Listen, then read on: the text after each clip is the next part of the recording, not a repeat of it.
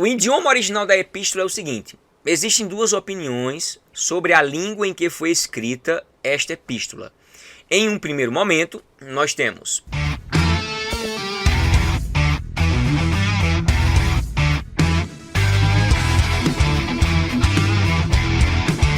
que a escrita, ela foi escrita, evidentemente, né, essa epístola foi escrita ou talvez ditada em hebraico ou aramaico.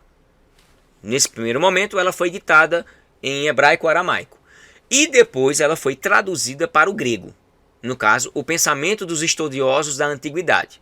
O pensamento dos estudiosos da antiguidade era este, de que primariamente ela foi ditada, escrita em hebraico ou aramaico, e depois ela foi traduzida para o grego. Pronto, esse foi o primeiro elemento antigamente, né? Os primeiros estudiosos sobre essa temática. E em segundo momento, essa escrita foi somente em grego. O grego atual, koiné, que conhecemos do Novo Testamento, né? De Mateus a Apocalipse.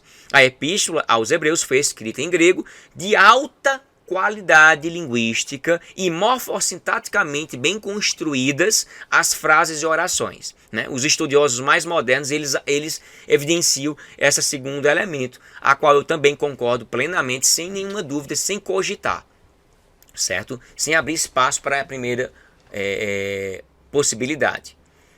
Por que não seria a primeira opção? Aí qual é a justificativa aqui que eu coloquei para os irmãos?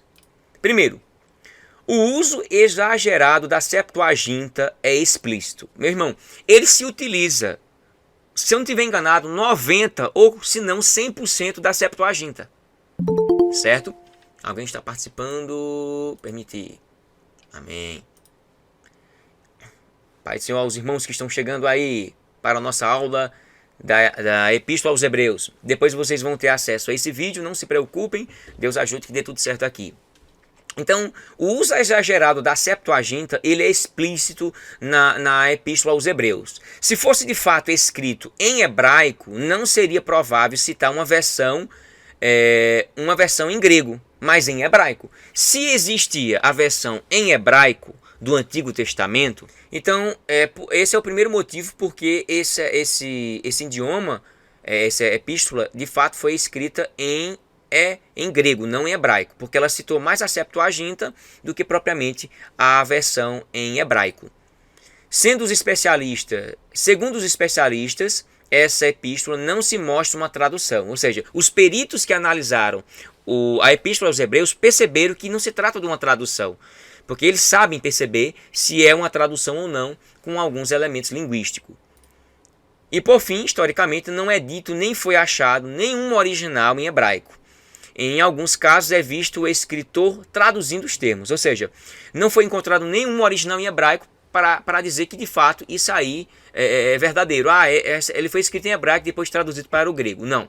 E em alguns momentos a gente podemos ver o escritor traduzindo alguns termos do hebraico para o grego, certo?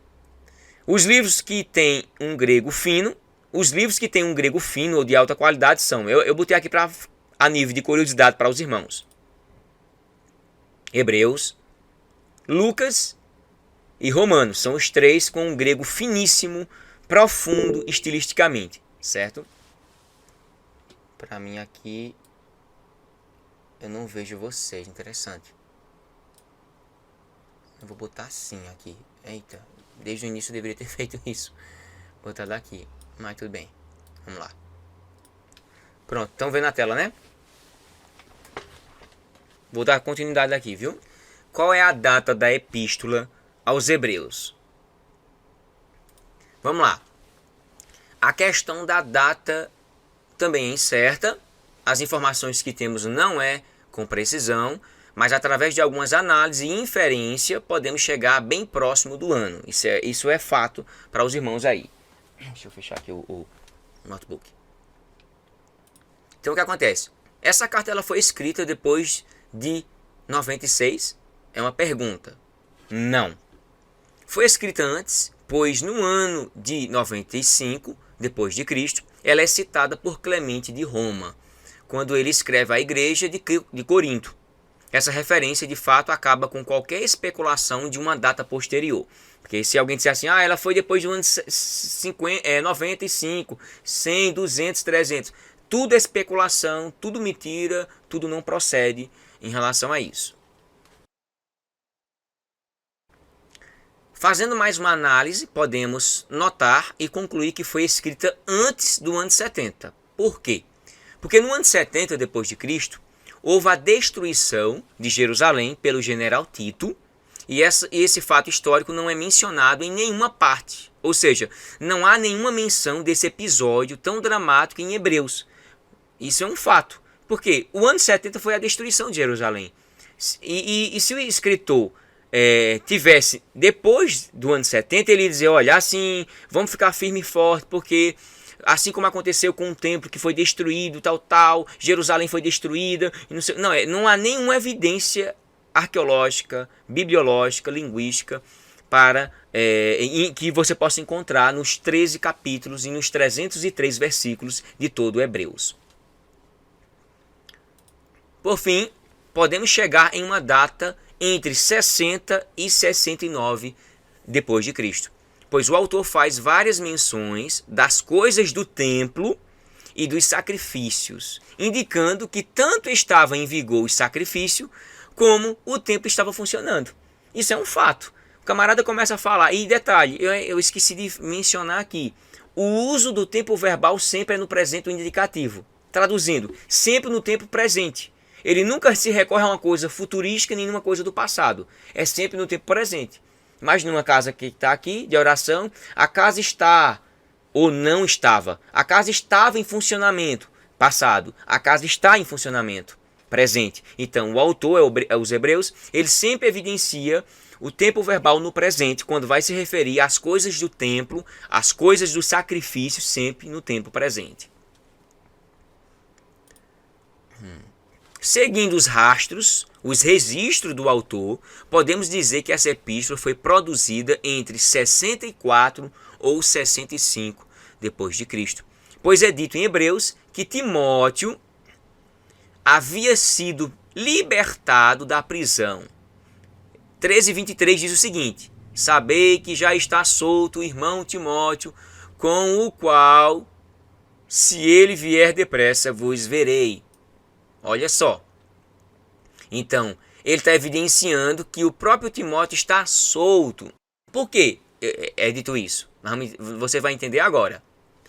Outro fator importante a ser relatado é que as evidências nos mostram e nos levam a crer que Timóteo foi possivelmente aprisionado durante a perseguição de Nero, que foi em julho de 64 depois de Cristo, quando os crentes foram acusados de serem os responsáveis pelo incêndio de Roma. Por isso que o próprio escritor aos Hebreus diz que ele está solto.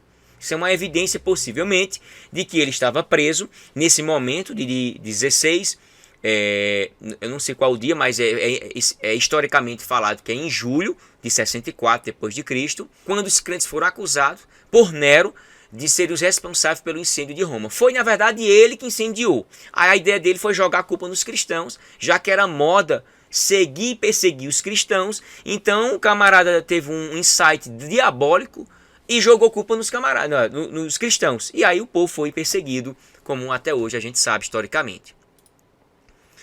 Essa obra foi, talvez tenha sido produzida na Itália. Talvez. Porque isso varia de livro, varia de especialista. Uns acreditam que sim, outros que não. E eu vou deixar as duas possibilidades alternativas para os irmãos entenderem. Em Hebreus 13:24, diz o seguinte: saudai a todos os vossos chefes e a todos os santos. Os da Itália vos saudam. Essa frase, esse versículo, ele é um pouco ambíguo, porque ele dá margem para pelo menos duas interpretações. E a gente vai discutir. A primeira dela é como se o próprio escritor tivesse lá na Itália, em Roma, certo? Contudo, a melhor forma de compreender é como aqueles que vieram da Itália e agora, na presença do autor da carta, estavam enviando saudações de volta a seus amigos na Itália. Essa é a melhor forma de se entender e de se interpretar essa frase que se torna ambígua, meus irmãos. A primeira forma força o sentido do texto. Como? Os que estão na Itália, onde o escritor também está. Aí o que é que acontece? Isso vai dar a entender que o destinatário ele é romano e não judeu. É o primeiro elemento. Então, alguns escritores, alguns especialistas acreditam que seja na Itália. Outros não. Né? Particularmente, creio que não. Eu sou mais para uma via mais de que ele é judeu, a fonte é judaica, porque cita tanto o Antigo Testamento, cita elementos teológicos como os anjos, tabernáculo, fala sobre a questão da aliança. Então, um cristão, uma pessoa que fosse romana, um gentio em si, era impossível. Um judeu cristão, tudo bem. Que está enviando para alguns crentes em Roma, em Tessalonicenses, em Corinto, em todo lugar. Beleza, essa carta ela foi direcionada a várias localidades, não foi só um destinatário. Eu fico com um equilíbrio. Eu não creio literalmente que foi só exclusivamente para uma igreja. Eu creio que ela foi mais holística, mais global. Porque os crentes eles estavam em perseguição. Teve pelo menos 3 perseguições no primeiro século contra os cristãos. Então, o próprio escritor aos Hebreus está direcionando essa carta para A, B, C ou T e todo mundo se espalhou. Ou todo mundo vai ficar focado em uma localidade? Não. Cada um ia para várias localidades. Então, o escritor aos Hebreus ele destina sua carta a várias localidades. Assim eu penso. Enfim, a epístola aos Hebreus está de alguma forma ligada com Roma. Realmente, os crentes que estavam passando perseguição, crentes judeus, cristãos que foram para Roma também. Contudo, tudo que o que temos até hoje são suposições, são especulações e nada ainda concluso, não tem nenhuma conclusão. Essas questões ainda continuam sendo enigmáticas para nós, são enigmas ainda para nós. Qual é o destinatário da epístola? O autor não se identifica pelo nome, nem explicitamente o seu destinatário. Ele é mencionado, não é mencionado. E agora, o que é que a gente faz?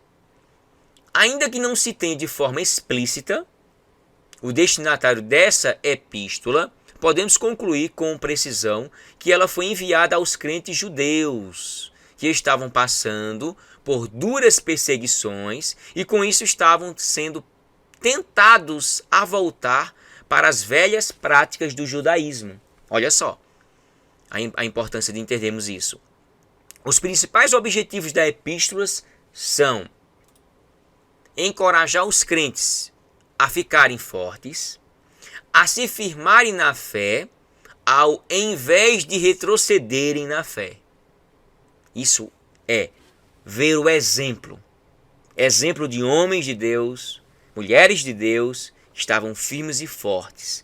E ali eu adquiri uma firmeza por meio da fé, ao invés de querer retroceder e dizer, não dá para mim mais não. Então, o próprio escritor aos Hebreus está encorajando esses homens, essas mulheres, crentes em si, a se manterem de pé, firmes e fortes. Segundo, olhar para Cristo, sua obra redentora, e considerarem o Filho de Deus. Ou seja, para eles terem consciência. Eles têm que se fixar em exemplos de homens e mulheres de Deus e agora têm que ganharem consciência disso. Porque senão você está servindo a Deus, você saber a obra redentora de Jesus Cristo, você não considerar Jesus Cristo, é você mostrar que não tem consciência desse ato. Porque Deus amou o mundo de tal maneira que deu seu Filho unigênito, para que todo aquele que nele crê não pereça, mas tenha a vida eterna. Consciência é o que falta em muita gente. E, gente, cadê o terceiro? Ah, sim, que eu saiba, depois do 2 é o 3, não o 4. Exortar os crentes judeus a considerar a obra salvífica como consumação de todos os sacrifícios realizados na antiga aliança. Isso é muito importante. Considerar essa obra única, exclusiva do Filho de Deus, como a consumação de fato de todos os sacrifícios. Então, Jesus ele é concluso, ele é final, ele é o telos, ele é o cumprimento de tudo aquilo que estava sendo feito de forma tipológica no Antigo Testamento. Refletir que voltar ao judaísmo seria retroceder às velhas práticas que eram sombras do que de fato foi cumprido em Cristo e por Cristo. Quis botar duas preposições para os irmãos entenderem, que às vezes a gente entende em Cristo e por Cristo. Em Cristo nós vemos essas sombras sendo realmente consumidas, né?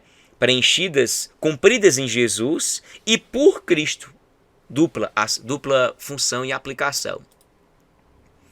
E por quinto, né? Em quinto e último, ser justo para com Jesus e grato para com Deus, e não virarem as costas para a fé que haviam abandonado, ou seja, apostasia. Esse livro realmente ele é uma vitamina para a nossa alma. É uma vitamina para a nossa vida cristã. É uma vitamina para a vida cristã nos dias atuais. Ler. É o livro de cabeceira. Todo cristão deveria ler, consumi-lo mais, entendê-lo mais, analisá-lo mais e pregá-lo mais. Quando vermos dificuldades dentro da igreja, não esperar somente pelo líder, que o líder não tem bola de cristal. É nós orarmos uns pelos outros, orientar quando pudermos, orar quase sempre, ou quando pudermos também, ou quando nos lembrarmos, e pegar um na mão do outro e dizer: nós somos uma família, nós queremos entrar nos céus. É uma batalha. A fé do outro depende da minha também, para ajudá-lo, ajudá-la. Quem é mais forte ajuda os mais fracos. E quem é mais fraco, vá buscar força em Deus primeiramente. E quem é forte, que se diz forte ou que se apresenta ser forte e nunca caiu para o mundo, né? Nunca apostatou da fé. Agora nós vamos brincar um pouquinho da autoria da epístola, o momento mais esperado.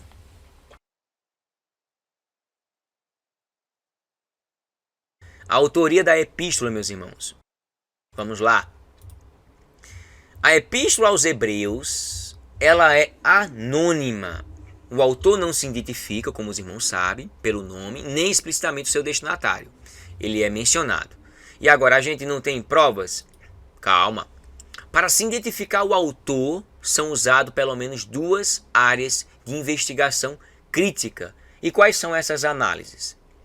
A evidência da igreja primitiva e a evidência que se pode captar da própria carta. Isso é chamado de evidência externa e evidência interna. A externa é pelos pais, né? A questão patrística, né? E a interna é a própria carta, a própria epístola, a gente possa nos aprofundar e entendermos sobre o autor. Primeira evidência, a evidência externa. Ao examinar o testemunho dos escritores patrísticos, vemos uma grande dificuldade de sabermos a autoria. Por que é colocado isso nessa evidência externa? Porque tanto havia a igreja ocidental como oriental, que eram as igrejas localizadas na parte ocidental do Império Romano, duas igrejas específicas. Que fique claro e entendido o seguinte, que uma coisa é negar a autoria e a outra é negar a possibilidade. Eu pensei, analisei e pensei o seguinte, uma coisa é a gente negar a autoria, ó, fulano não é autor, beleza, mas negar a autoria é uma coisa e negar a possibilidade é outra. Nós não estamos negando a possibilidade, nós estamos negando a autoria. A autoria não é essa, por quê? Por conta disso. Mas não quebrar a possibilidade. Possa ser que ela possa ter sido a autora ou autor de Hebreus. Mas pelas evidências internas e externas, não é garantido a se afirmar isso com precisão. Tá certo? Os pais da igreja são grandes referências no que diz respeito à historicidade de uma epístola, de uma carta. Mas em relação à autoria, eles não são unânimes. Isso infelizmente, um fato histórico, meus irmãos. A autoria, parte A, né? A autoria epistolar aos Hebreus cronologicamente.